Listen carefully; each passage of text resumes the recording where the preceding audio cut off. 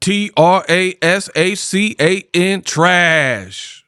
Trash, trash, trash. Inside a ditch, just playing. Zuffa Boxing coming out with a whimper after Dana White and the UFC talk all that talk and TKO and Turkey.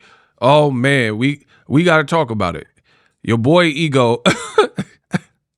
We gonna talk about it, man. What up, Fight World? It's your boy Ego, and I'm back with some more boxing. Bro, I shouldn't even say I'm back with some more boxing. I'm back with some more trash. Dana White, he did an interview where he talking about what's next on the menu. Roll the clip. Talk to us for a second about what you're doing in the sport of boxing from start to finish, your promotional arm and everything else in between. So I've been talking smack about boxing for a long time, and now it's time to put my money where my mouth is. I'm going to get rid of the sanctioning organizations. The best will fight the best. We're going to sign all the young up-and-coming guys. If you break into the top 10 and you're still undefeated, your undefeated record means something. You know what I mean? Everybody's undefeated in boxing because nobody fights anybody. Right. Everybody will fight everybody. And when you're undefeated, like John Jones. John Jones is nobody has ever beat John Jones, and he fought all the best in the world, you know? Then he moved up to heavyweight and walked right through the guy. Yep. So your O will actually mean something in boxing in the next couple of years. How are you going to pull that off? Are you going to have fights every month? Is it going to be on Paramount Plus every month? Yep. How is that going to work? Yes, Paramount Plus and yeah, just about every month.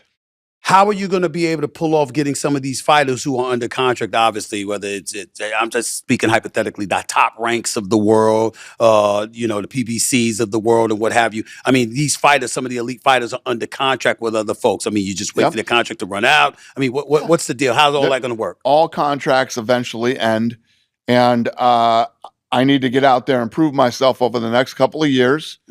And, when these guys' contracts are up, they're going to want to sign with us. You doing this solo? You doing this with, I know you did something before with Nick Khan. Yeah, it's TKO, me and Nick Khan, and a team of other talented boxing guys.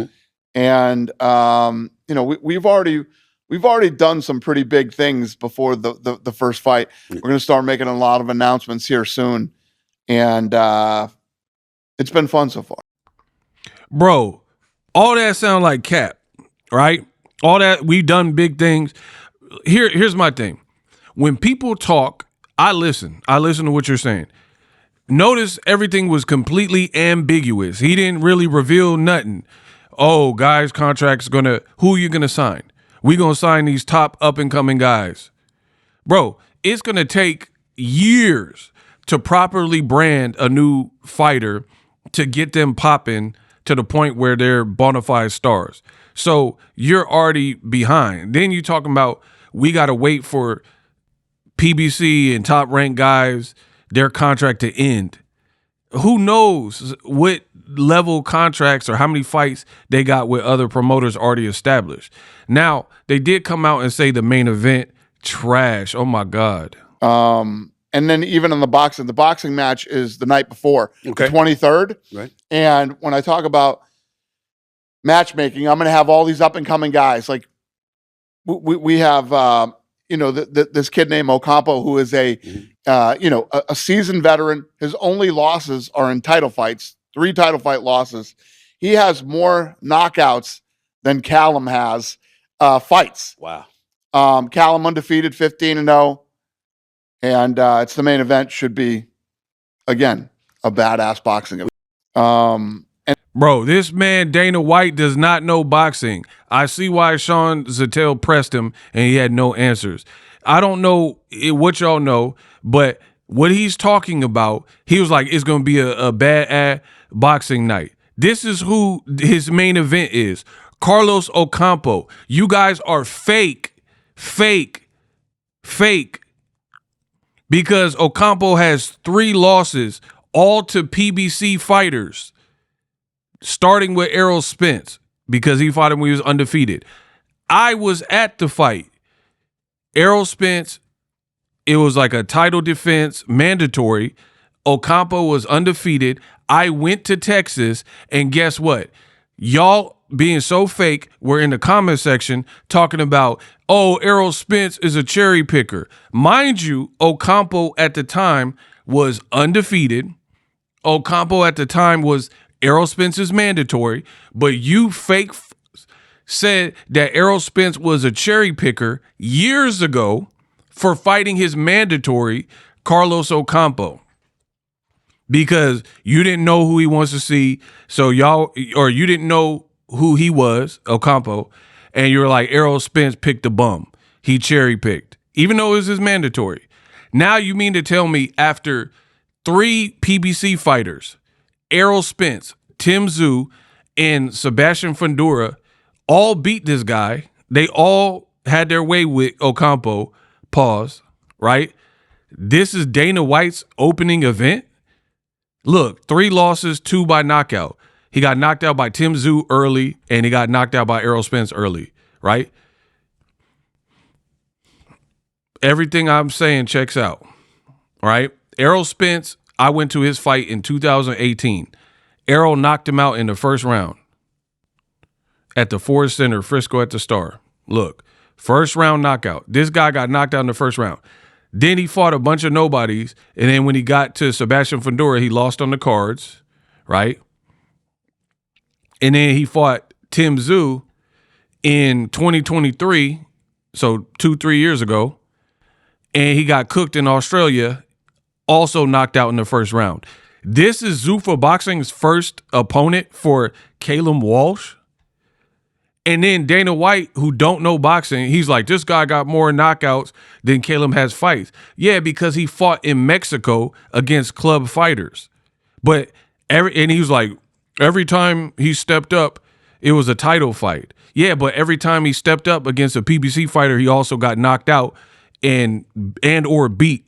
The only person that didn't knock him out was Fundora, and he beat him every round. So this knockout ratio does not impress me because I actually know boxing, and I know every time he stepped up, 2 of the 3 times against PBC fighters, he got knocked out in the first row. Now you're matching Caleb Walsh. In addition, to prove this is more trash, Zuffa Boxing, they talked way too much. They're doing this fight at the Apex, so the UFC pretty much headquarters, right? And it's on a Friday. So this is not, Dana White was talking all this stuff about how he going to take over boxing. You're not taking over having a Paramount Plus fight on a Friday night with the main event being Ocampo versus your guy, Caleb Walsh. It is not attractive. It is not an attractive offering, no matter how you try to spin it. Plus, the undercard will probably be trash because you don't really have nobody. And then even if you do get somebody, who can you match them with? You don't have a deep roster of fighters. So Oscar De La Hoya and Eddie Hearn were clowning Dana White for him entering boxing. Like, it's not going to be as easy as you think. Eddie Hearn was like, how can you be putting up a spectacular event and we're so close to the date? Because this was probably in December when these Eddie Hearn interviews are coming out. He was like, we only have a couple of weeks before your event and you haven't announced anything. So, like, what's good with that? What's up with the announcement? How great and big could it be and spectacular? You just had Crawford, who beat Canelo, and then he retires. So you can't really do nothing with him with Zuffa Boxing because he's out the sport. And then even for him to come back, he probably want like $100 million, to the point where you'll be bankrupt or you'll lose a lot of money because, no disrespect, Crawford's a brilliant fighter, but he's not an earner like that, to the point where him carrying the card with no Canelo, no Errol Spence, you can't really justify giving him $100 million and then turning profit and getting ROI on the event. So I am thoroughly not impressed by Zuffa Boxing in their first offering. They're going to have to step it up a lot. And then you see Dana White, of course, he's going to go to Stephen A. Smith because Stephen A. Smith also don't know boxing, and he going to ask softball questions. And listen, Dana White could not, I'm not Stephen A. Smith. I do this every day. right? You can't bring up a Carlos Ocampo to me. I was at his fights before, you know what I mean? So I know exactly who he is. But Stephen A. Smith don't know enough about boxing, so he just allowed that to slide, right? He allowed you to say, oh, this guy got a bunch of knockouts without questioning. Because I told you, boxers, promoters, they do interviews with certain people, because if you do an Ariel Helwani interview or Stephen A. Smith, they don't cover boxing enough. They don't do this to my caliber. So you can tell them anything and they can't really question you. So there's a safety net with interviewing with certain people. But the people that really know boxing, we know that a fight with Caleb Walsh and Ocampo is mad trash, especially for a main event. That's just a terrible main event. Caleb Walsh is not a big name at all. And Ocampo, I already went over his and then the fact that you're not even putting it in the real venue. You're putting it at the UFC venue. This is off to a bad start. The UFC Apex in Vegas has limited capacity, typically hosts around 500 to 1,000 spectators. So you're trying to promote this Caleb Walsh dude, and the max amount of people that your facility holds is about 1,000 people. Trash. So that shows you they're not even scaling. And y'all was like, man, Turkey's saving boxing. Where's all that Saudi money right now? Why not put this in the soccer stadium where Crawford fought Madrimov? And you got unlimited money out there. I thought you had unlimited Saudi oil money. How is this your first event? And how are we that close to the fight in a fight card with no real announcement? Like if I go to BoxRec, it's not even on Caleb Walsh's BoxRec. So these dudes are haphazard, and a lot of y'all are fake because you guys co-signed this and said, look, it ain't even on his BoxRec. And he didn't even look good in this fight with Fernando Vargas, for real. Vargas' son. He didn't look great to me. You know what I mean? So we went from him fighting at Allegiant Stadium, the Las Vegas Raiders Stadium, to now he's fighting in front of 500 to 1,000 people on a Friday night against a guy that every PBC fighter that y'all said was cherry pickers, from Spence to Zoo to Fundura, because they were PBC fighters and you don't like a black promoter and advisor like Al Heyman.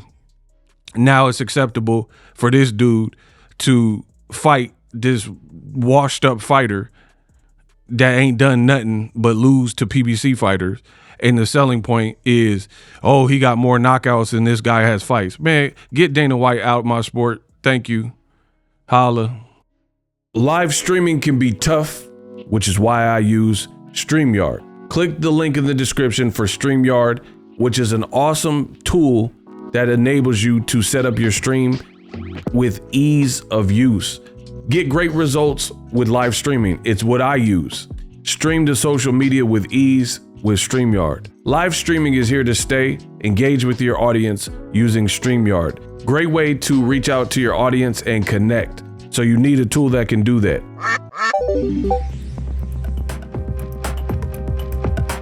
If you're new to YouTube and you're struggling to get views, one tool I can provide to you is TubeBuddy. I've been on YouTube over 10 years.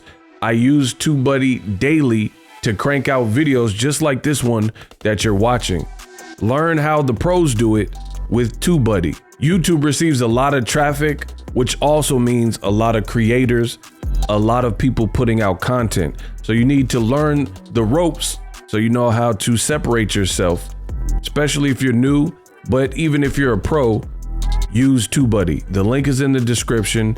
Get more views, more subscribers, and a higher click-through rate, so ultimately you can realize all of your online goals. Use my affiliate link in the description and grow your channel fast.